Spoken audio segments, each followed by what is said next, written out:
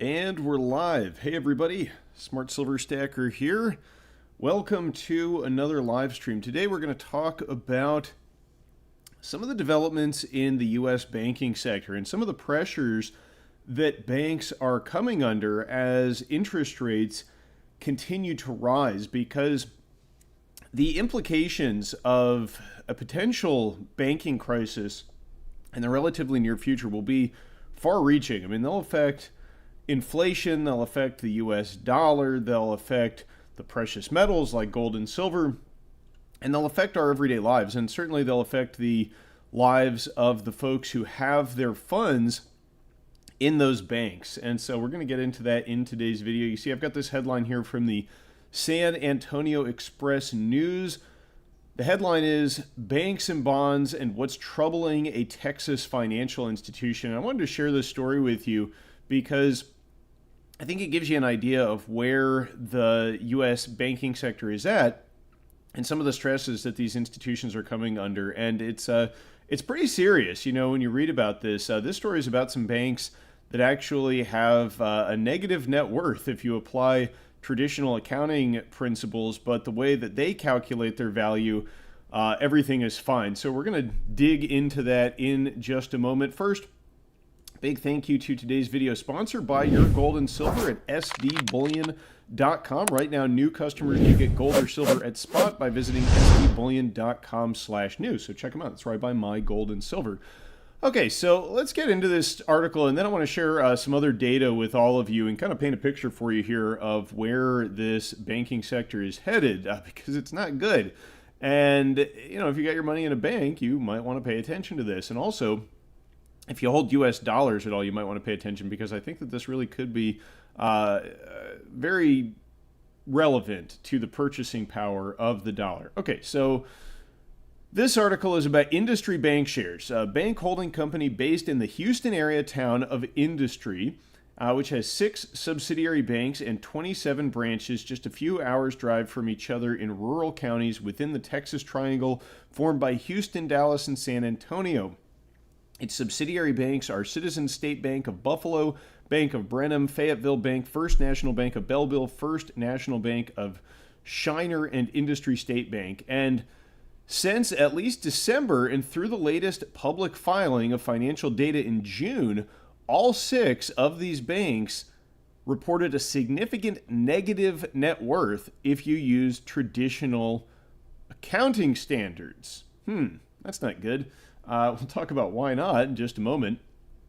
3,216 depositors at these 6 banks who, as of June, have a reported $2.2 billion in accounts in excess of the $250,000 limit on FDIC guaranteed deposits. Because despite the fact that the FDIC pretty much bailed everybody out and made everybody whole in the bank failures that we witnessed in March, they never officially lifted that limit. So, you know, if I had uninsured deposits in a bank with negative net worth, I would be fairly concerned myself personally. I mean, none of this is financial advice. I'm not telling anybody what to do, but, you know, if I had an uninsured deposit in a bank that had a negative net worth, I would at least want to be aware of that. And, you know, I might consider pulling my deposits out and placing them into a larger bank, perhaps one that is basically one of the too big to fails. I don't know. I would be a little alarmed about this. And then this is their response, a statement that they made regarding its position here. Industry Bancshares, Inc. and our 6 chartered banks have capital levels that significantly exceed the required regulatory minimums, are financially strong and well-positioned in the current environment to continue to serve our customers throughout the communities we operate in Texas. And, you know, the banks basically, they're always going to tell you everything's fine. I believe that in March, some of those banks issued kind of statements similar to that right before they collapsed. It was like they're always going to put a good face on it because they have to, because if they allow the perception to be that they're insolvent, they know that a bank run can come about. So, I mean, never are they ever going to say that they are insolvent. They will always try to put a good face on it and manage public perception. It's in their best interest. It's basically their job. But that's why, you know, I don't necessarily trust statements like that. And so this article goes on to point out that the banking crisis that we have seen this year, it doesn't have to do with failed business loans or real estate loans. No, this year's bank failure stemmed from losses on their bond portfolios. That is what happened at SVB. They had significant unrealized losses on their balance sheet as a result of holding U.S. bonds. Now, the bonds they picked up before the Fed began hiking rates in 2022. And when the yields on bonds increase, existing bonds decline in value, because if you're holding a bond that you got at 1%, the yield goes up to 2%, why would somebody pay you full price for the one that's yielding 1%? It's just how the bond market works. And as a result, these banks that have these large bond portfolios have all of these unrealized losses on their balance sheet. But the story really, it's interesting. It goes on to discuss how the banks kind of obfuscate this. So if you use traditional accounting principles, or GAAP, generally accepted accounting principles, you would get what's called the total equity capital of the bank. It's essentially the difference between what they own and what they owe. But in the banking industry specifically, they have this other way of calculating their value. It's called a common equity tier 1 capital. And this allows the banks to ignore bond portfolio losses in most cases. I believe what this allows them to do is they can sit with the bond on their balance sheet and they can list it at face value. So, if it's a $1 million bond, I don't know what the denominations are for these bonds, but whatever the face value is, if the rates go up and the market value of the bond declines, it still has that face value. And that is the face value that if you hold the bond until maturity, eventually you'll be paid that plus interest. But if you want to sell it immediately because you need liquidity, then you're going to have to take a loss on it. But this form of accounting allows them to kind of obfuscate the losses. And if you just look at their common equity tier 1 capital, the bank looks like it has great financial health. But then if you just use regular accounting, which is just like what is the stuff that you're holding actually worth, not what's its face value, well, then it shows that they're in a significant negative net worth. Overall, industry bank shares at the end of June was supporting $5.8 billion in assets, but it has a combined total equity capital of negative $128 million. And see, the problem here is that if all of those depositors with those billions of dollars in uninsured deposits get concerned about the health of these banks and they decide to try to withdraw those deposits, then the banks will be forced to take the losses on the bonds because they'll have to sell them to make whole in the depositors. And with this negative net worth, if everybody were to pull out their money, there's not enough assets to sell to cover all of those deposits. Not to mention that, that's like looking at the market value for their bonds now. Now, if they start to have to liquidate bonds, this is not one individual bank I'm talking about, but industry-wide, if you got a cascading series of these things where banks across the board were forced to liquidate bonds, taking losses, losing equity and not even being able to make good on their deposits, but also you might see the assets that they're selling decline in value as they try to auction them off. This negative $128 million, that's assuming you could sell all of the assets for the current price, but in a fire sale liquidation, you might not be able to do that. So this is certainly something that is of concern. Now, why is this of concern? Well, the real reason is that if we start to see cascading bank failures or a bank run, inevitably the Fed is going to intervene. And I want to get into that in just a moment. But first, let's just take a look at what's really causing all of these problems in the banking sector. It's the rising yield, the rising interest rates across the board, and more specifically, the rising yield on U.S. Treasuries, because that's what these banks are holding. They're holding U.S. Treasuries. And since the Fed began their process of hiking rates, we've seen a very significant move up in the yield on treasuries. In fact, the 10-year treasury now has gone up 3 years in a row. That's an event that hasn't occurred since 1787. So the move up in bond yields, the sell-off in bonds, has been pretty significant. And this is what is putting the banks under all of this pressure. That's what's giving them all of these unrealized losses on their balance sheet. But let's talk about why this problem is not going to resolve itself anytime soon. There's several factors at play here which indicate that yields on treasuries are going to continue to rise. And so these losses are going to become worse and worse. Now, the first thing I want to look at briefly is just this data. This is the most recent data. The major foreign holders of treasury securities, and I think on the live stream, this might be getting cut off just a little bit. Sorry about that. But this line here is mainland China, and you can see the important part. You can see in this is from July. So July of 2022, China held about $939 billion worth of U.S. treasuries.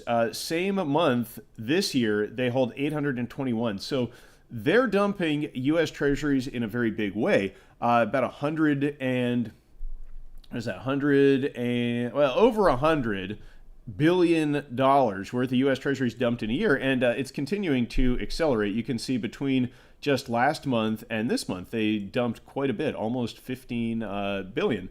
So why are they doing that? Well, they're doing that because of sanctions and dollar weaponization. Also, we should keep in mind that China holds an additional $205 billion worth of U.S. treasuries here in Hong Kong because they control the Hong Kong holdings as well.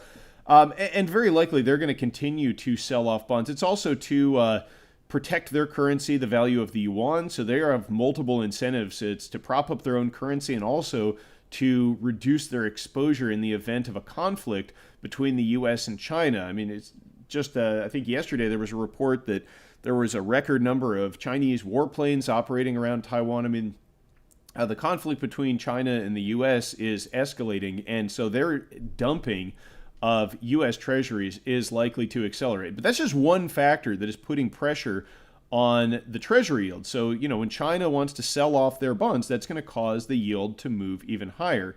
Also, we have got, we got the Federal Reserve. I want to take a look at their balance sheet. So they are still selling off bonds as well. We've got the Fed balance sheet here peaking back in 2022, just under $9 trillion. And you can see that now they're down to just over 8. We've almost gotten it down under 8 trillion. So they have been selling U.S. treasuries from their balance sheet into the market, or they're just letting them roll over and not rolling them over into new issues of the debt, which is essentially the same thing as selling them. They're taking payment on those bonds. You do see here, though, this little spike, which I want to get into in just a moment, but this is the Bank Term Funding Program. And this is something that kind of gives us a preview of what's going to happen if the banks start to fail. I mean, the Fed's not just going to let them fail. I think they're going to intervene. That's what they did back in March. But first, let's talk about something that we heard recently from the Fed just the other day at the FOMC meeting. So the Fed, in light of rising inflation, so we've got, this is the CPI from the Bureau of Labor Statistics, bottomed out in June at 3.0. Then it's been moving up since then. Now it's at 3.7 for August, the most recent number. So we're seeing inflation tick back up.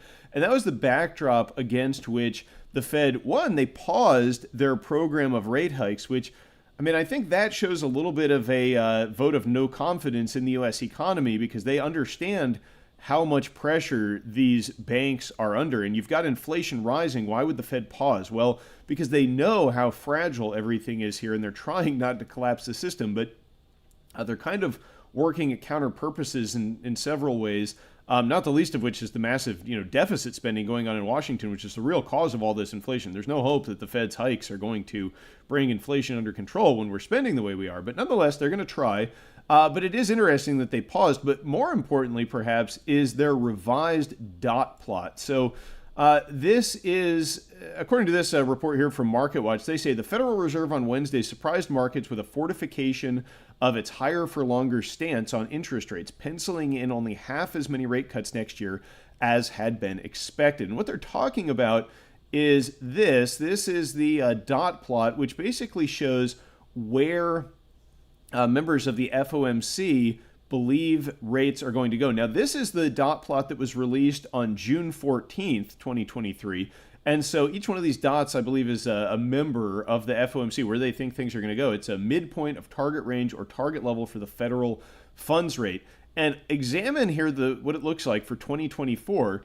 And then we're going to look at next at the dot plot that was just released. And you can see it's moved up, meaning they're anticipating fewer cuts. Now, this is kind of what spooked markets, I think. I mean, I don't think markets appreciated the fact that the Fed paused. I think that shows that there's some capitulation in the inflation fight, but at the same time, this was pretty hawkish, this dot plot increase. So the Fed kind of acknowledging here, not in so many words during the press conference, but in this dot plot, you can see that they're anticipating that they're going to need to keep rates higher for longer in order to fight inflation. But that's bad news for the banks because they desperately need rates to come down and yields to come down.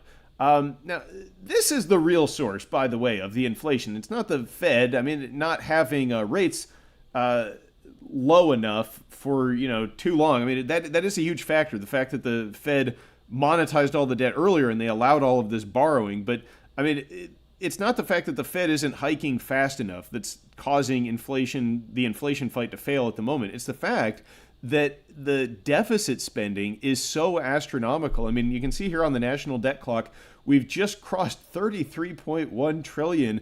And I mean, it was just a few days ago that we crossed 33 trillion. So the deficit spending is absolutely insane. I know there's this talk of government shutdown looming. Maybe that'll play out.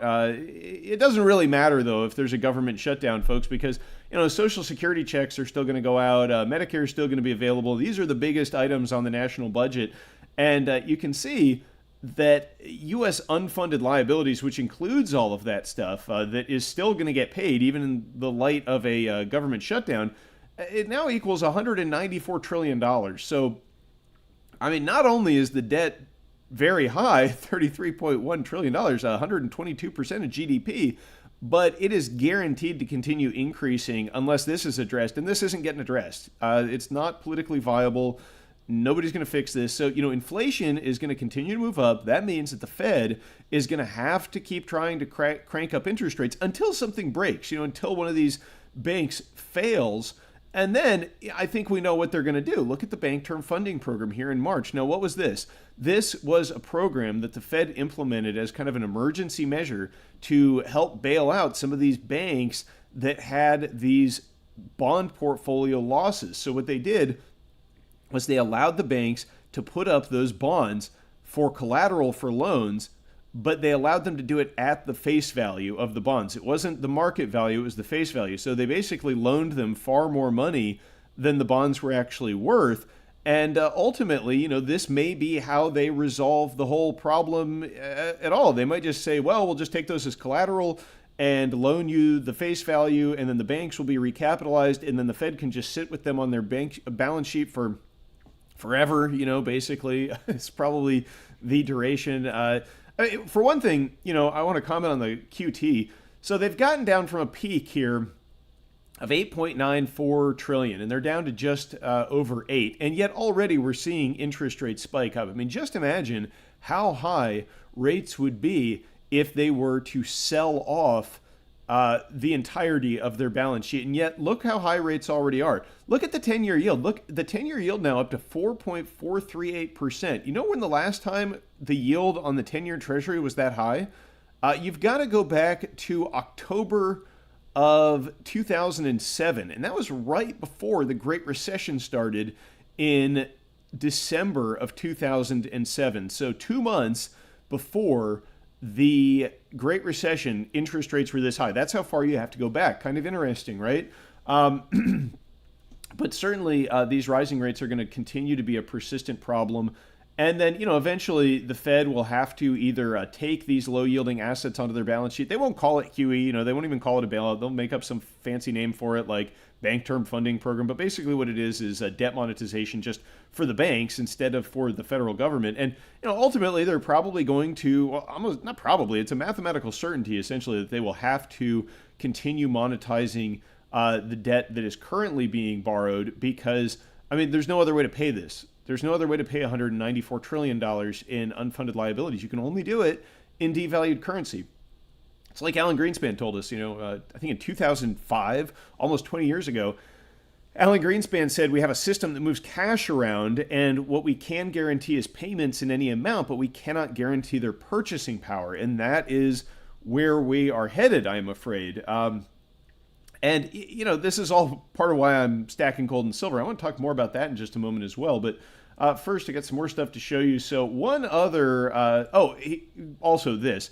U.S. banks, $1.7 trillion in unrealized losses. This is the headline from Fortune. I just want to point out the size of this gargantuan problem. Imagine if the Fed was forced to monetize $1.7 trillion. Where would that put the balance sheet? Almost to $10 trillion.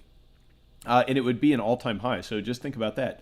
But this is an interesting chart. This is the delinquency rate on credit card loans. And I mean, this is actually a pretty mild chart. One of the things that Powell mentioned at the FOMC press conference just a couple days ago was he got a question about credit card debt and how inflation is rising, consumers are coming under pressure, and they're being forced to pay for it on their credit card.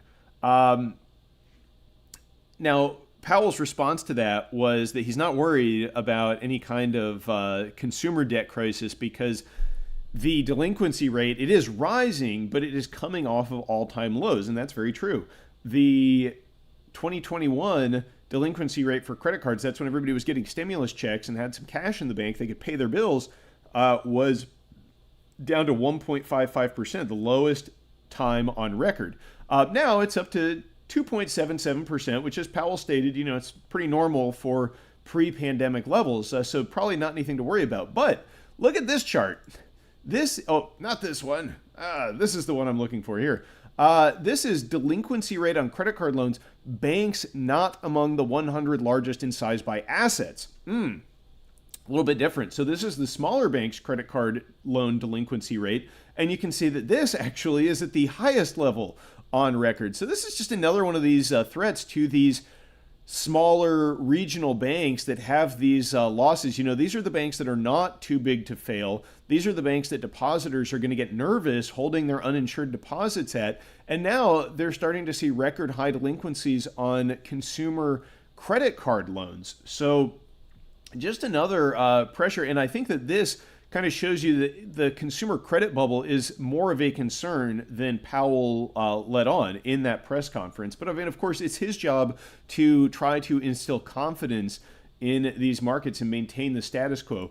This is that other chart I clicked to earlier. This is another way that credit card debt right now is not exactly at pre-pandemic norms because, as you can see, it's now over $1 trillion. And pre-pandemic, the highest credit card debt got was up to about $858 billion. So we're significantly surpassing that now, and it is a strong upward trajectory here for the credit card debt. And the reason is because it's not consumers going out and buying big screen TVs or computers or laptops or anything. It's just buying food and gas and the essentials, which continue to rise in price. The real inflation rate probably significantly higher than the CPI lets on, at least certainly seems that way when I go shopping. I don't know about you. Let me know in the chat how inflation is for you in your area. Have you noticed your groceries going up a lot? Have you noticed your gas bill going up a lot? Probably if you drive a diesel truck, you really have, because the world diesel market just got a lot tighter. We got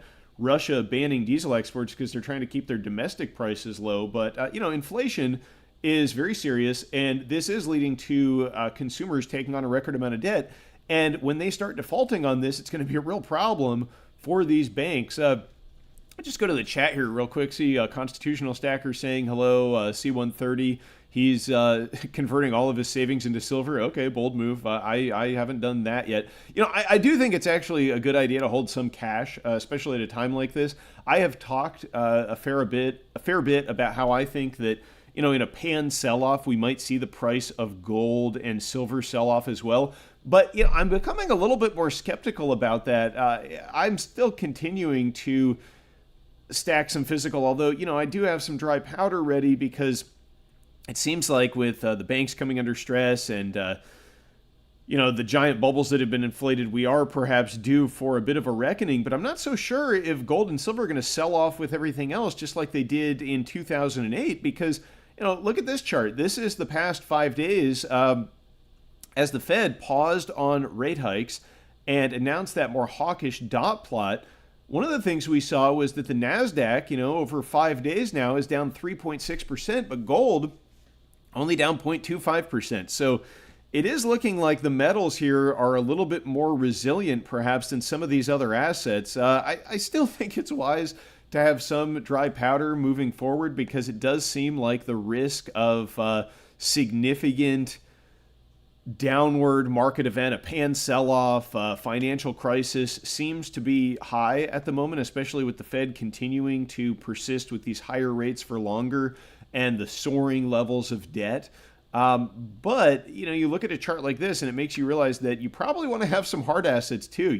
I wouldn't want to just be in cash. And I think if I had to pick, not financial advice or anything, and this is just a hypothetical anyway, but if I had to just pick either cash or gold or cash or silver, I would take the precious metals over exclusively holding cash, certainly. But I do think that there's a risk of broad market sell-off, and there might be some deals there. So I'm trying to sit on some dry powder, kind of straddle the fence, continue to dollar cost average on any pullbacks that we see in the metals. I've got some 90% silver half dollars from SD Bullion that'll be arriving shortly, and I believe I picked those up for just under $20 per dollar face value. So I mean, that seems like a good price to me, especially on junk silver. One nice thing about junk silver is that the premiums have come down pretty considerably recently, so that's I think a good thing to be keeping an eye on at the moment. But that's pretty much it for today's video. Just trying to give you kind of an overview of what some of the stresses are in the financial sector at the moment, and how some of these banks have negative net worth, and there's a real possibility that as the Fed continues to wax kind of hawkish with things like the dot plot, and because also inflation is almost guaranteed to continue moving up, kind of forcing the Fed to maintain these higher rates for longer, there's a real risk that we could see the banking sector come under some significant pressure. So something to be prepared for. You probably want to have some assets outside of the bank. Not financial advice, just giving you my thoughts on it. I like to have some physical, tangible assets that aren't within the control of a banker, the no counterparty risk stuff, the gold and silver bullion, and also some cash just in case some kind of a systemic ripple effect sell-off occurs, because it does seem like we've got a pretty fragile system and we could witness something like that. But let me know what you think in the comments down below. How do you think you should position yourself in this environment? I always like to hear what you have to say. And thanks for tuning in, everybody. I will catch you next time. Stay safe and happy stacking. Smart Silver Stacking.